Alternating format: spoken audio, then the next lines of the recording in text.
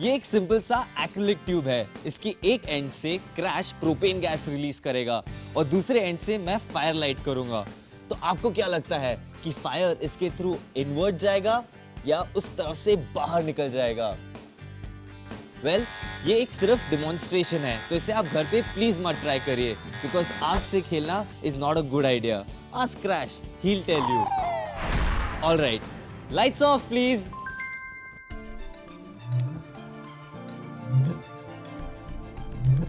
Wow, did you see ये कैसे हुआ? फ्लेम अंदर की तरफ बढ़ा। क्रैश ने जब प्रोपेन गैस को इस एंड से रिलीज किया तो गैस इस सिलेंडर के अंदर भरने लग गई।